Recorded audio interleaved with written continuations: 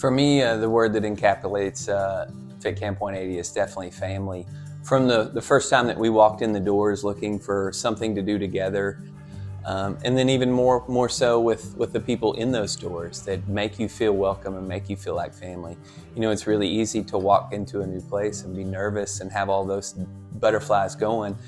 The reality is they make you feel very comfortable, and people of any fitness level can come. We were just going on Saturdays when we first started, but then slowly we would get my mom joined, and so my mom, who's 72, she joined FITCAMP and started coming and loving it, and that was just huge because she's a widow and for her to be in that environment.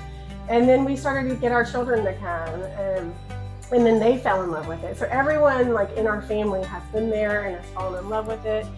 And then just the family that you meet in the doors, strangers that you didn't know before, that become family. As they say, they love God, love people, and work hard in that order. And that's a big thing.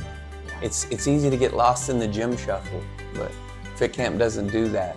Yeah, I feel like it's more than a gym. It's stories and it's family and it's hope, and it just brings so much to each person that walks in that door.